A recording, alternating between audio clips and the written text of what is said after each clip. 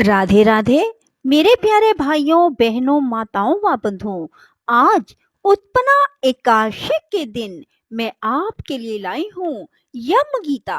बंधुओं, जो मनुष्य भी उत्पन्ना एकादशी के दिन यम गीता को सुनते हैं उन्हें यम का मुंह नहीं देखना पड़ता, वे सीधे विष्णु लोक को जाते हैं। बंधुओं, यम गीता में यम और उनके दूतों के बीच में जो संवाद हुआ वह अति गूढ़ रहस्य मैं आपको सुनाने जा रही हूँ। बंधुओं, यदि आपने हमारे चैनल को अब तक सब्सक्राइब नहीं किया तो जरूर करें और बेल आइकन दबाना ना भूलें ताकि आपको हमारी आने वाली सभी वीडियोस की जानकारी सबसे पहले हो सके। बंधुओं, वीडियो को पूरी सुने। सुनने के बाद कमेंट बॉक्स में जय विष्णु भगवान जरूर लिखें। बोलो विष्णु भगवान की जय हो। श्री मैत्रेय जी बोले, हे गुरु, मैंने जो कुछ पूछा था वह सब आपने यथावत वर्णन किया। अब मैं एक बात और सुनना चाहता हूँ, वह आप मुझसे कहिए। हे महामुने, सातों द्वीप, सातों पाताल और सातों लोक, ये सभी स्थान जो इस ब्रह्मांड के अंतर्गत हैं, स्थूल, सूक्ष्म, सूक्ष्मतर, सूक्ष्म, अति सूक्ष्म तथा स्थूल और स्थूलतर जीवों से भरे हुए हैं। हे मुनि सत्तम, एक अंगुल का 8वां भाग भी कोई ऐसा स्थान नहीं है जहां कर्म बंधन से बंधे हुए जीव ना रहते हों। किंतु हे भगवान, आयु के समाप्त होने पर ये सभी यमराज के वशीभूत हो जाते हैं और उन्हीं के आदेश अनुसार नरक आदि नाना प्रकार की यातनाएं भोगते हैं। इसके बाद पाप भोग के समाप्त होने पर वे देव आदि योनियों में घूमते रहते हैं। सकल शास्त्रों का ऐसा ही मत है। अतः आप मुझे वह कर्म बताइए जिसे करने से मनुष्य यमराज के वशीभूत नहीं होता। मैं आपसे यही सुनना चाहता हूँ। श्री प्राशर जी बोले, हे मुने, यही प्रश्न महात्मा नकुल ने पितामह भीष्म से पूछा था। उसके उत्तर में उन्होंने जो कुछ कहा वह सुनो। भीष्म जी ने कहा, हे वत्स, पूर्व काल में मेरे पास एक कलिंग देशीय ब्राह्मण मित्र आया और मुझसे बोला। मेरे पूछने पर एक जाति स्वर मुनि ने बतलाया कि ये सब बातें अमुक अमुक प्रकार की होंगी। हे वत्स, उस बुद्धिमान ने जो जो बातें जिस जिस प्रकार होने की कही थी वे सब ज्यों की त्यों हुई। इस प्रकार उसमें श्रद्धा हो जाने से मैंने उसमें फिर कुछ और भी प्रश्न किए और उनके उत्तर में उस द्विज श्रेष्ठ ने जो जो बातें बतलाई उनके विपरीत मैंने कभी कुछ नहीं देखा। एक दिन जो बात तुम मुझसे पूछते हो वही मैंने उस कलिंग ब्राह्मण से पूछी। उस समय उसने उस मुनि के वचनों को याद करके कहा कि उस जाति स्वर ब्राह्मण ने यम और उनके दूतों के बीच में जो संवाद हुआ था वह अति गूढ़ रहस्य मुझे सुनाया था, वही मैं तुमसे कहता हूँ। कालिंग बोला। अपने अनुचर को हाथ में पाश लिए देखकर यमराज ने उसके कान में कहा, भगवान मधुसूदन के शरणागत व्यक्तियों को छोड़ देना, क्योंकि मैं वैष्णवों से अतिरिक्त और सब मनुष्यों का स्वामी हूँ। देव पूज्य विधाता ने मुझे ही यम नाम से लोगों के पाप पुण्य का विचार करने के लिए नियुक्त किया है। मैं अपने गुरु श्री हरि के वशीभूत हूँ, स्वतंत्र नहीं हूँ। भगवान विष्णु मेरा भी नियंत्रण करने में समर्थ है। जिस प्रकार स्वरण भेद रहित और एक होकर भी कटक, मुकुट और कर्णिका आदि के भेद से नाना रूप प्रतीत होता है, उसी प्रकार एक ही हरि का देवता मनुष्य और पशु आदि नानाविध कल्पनाओं से निर्देश किया जाता है। जिस प्रकार वायु के शांत होने पर उसमें उड़ते हुए परमाणु पृथ्वी से मिलकर एक हो जाते हैं, उसी प्रकार गुण क्षोभ से उत्पन्न हुए समस्त देवता मनुष्य और पशु आदि उस सनातन परमात्मा में लीन हो जाते हैं। जो भगवान के सुर वर वंदित चरण कमलों की परमात्म बुद्धि से वंदना करता है। घृत आहुति से प्रज्वलित अग्नि के समान समस्त पाप बंधन से मुक्त हुए उस पुरुष को तुम दूर ही से छोड़कर निकल जाना। यमराज के ऐसा वचन सुनकर पाश हस्त यमदूत ने उनसे पूछा, प्रभो, सबके विधाता भगवान हरि का भगत कैसा होता है, यह आप मुझसे कहिए।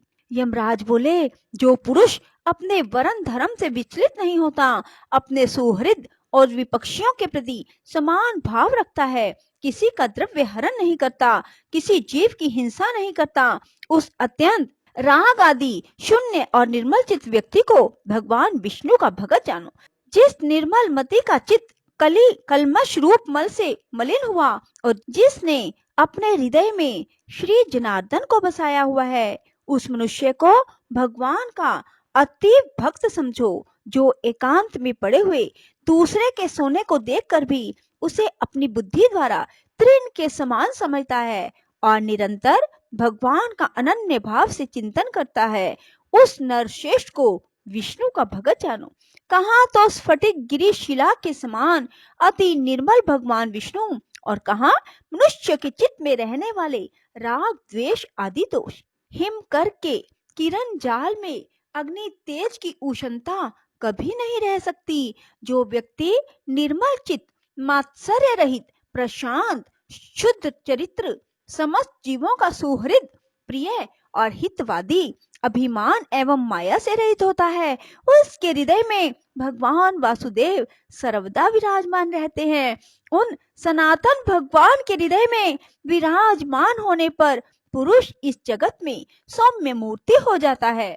जिस प्रकार नवीन शाल वृक्ष अपने सौंदर्य से ही भीतर भरे हुए अति सुंदर पार्थिव रस को बतला देता है, हे दूत, यम और नियम के द्वारा जिनकी पाप राशि दूर हो गई है, जिनका हृदय निरंतर श्री अच्युत में ही आसक्त रहता है, जिनमें गर्व, अभिमान और मात्सर्य का लेश भी नहीं रहा है, उन मनुष्यों को तुम दूर ही से त्याग देना। यदि खड़ग, शंख और गदाधारी अव्यय आत्मा भगवान हरि हृदय में विराजमान है, तो उन पाप नाशक भगवान के द्वारा उसके सभी पाप नष्ट हो जाते हैं। सूर्य के रहते हुए भला अंधकार कैसे ठहर सकता है?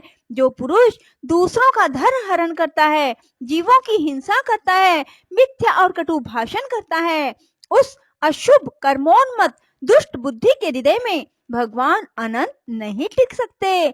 जो कुमति दूसरों के वैभव को नहीं देख सकता, जो दूसरों की निंदा करता है, साधु जनों का अपकार करता है तथा संपन्न होकर भी ना तो श्री विष्णु भगवान की पूजा करता है, ना उनके भक्तों को दान देता है, उस अधम के हृदय में श्री जनार्दन का निवास कभी नहीं हो सकता। जो दुष्ट बुद्धि अपने परम सुहृद बंधु बांधव, स्त्री, पुत्र, कन्या, पिता, भृत्य वर्ग के प्रति अर्थ तृष्णा प्रकट करता है, उस पापाचारी को भगवान का भगत मत समझो। जो दुर्बुद्धि पुरुष असत कर्मों में लगा रहता है, नीच पुरुषों के आचार और उन्हीं के संग में उन्मत्त रहता है तथा नित्य प्रति पापमय कर्म बंधन से ही बनता जाता है, वह मनुष्य रूप पशु ही है, वह भगवान वासुदेव का भक्त नहीं हो सकता। यह सकल प्रपंच और मैं एक परम पुरुष परमेश्वर वासुदेव ही हैं। हृदय में भगवान अनंत के स्थित होने से जिनकी ऐसी स्थिर बुद्धि हो गई हो, उन्हें तुम दूर ही से छोड़कर चले जाना।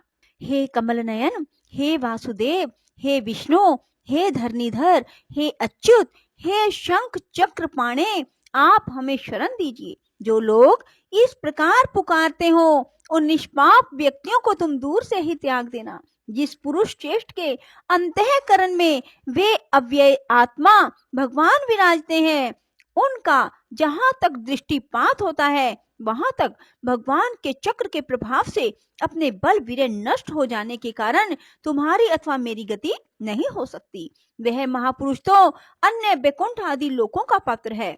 कालिंग बोला, हे कुरवर, अपने दूत को शिक्षा देने के लिए सूर्य पुत्र धर्मराज ने उससे इस प्रकार कहा। मुझसे यह प्रसंग उस जातिस्वर मुनि ने कहा था और मैंने यह संपूर्ण कथा तुमको सुना दी।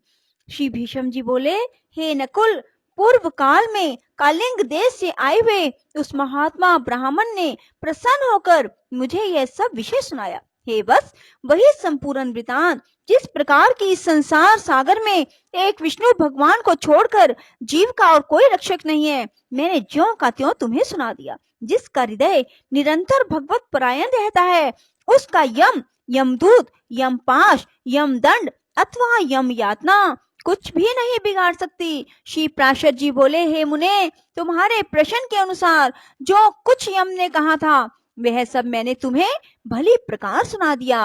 बोलो विष्णु भगवान की जय हो। राधे राधे, जय श्री कृष्णा। बंधुओं, यदि आपको हमारी वीडियो पसंद आए तो इसे लाइक करें और शेयर भी जरूर करें। धन्यवाद।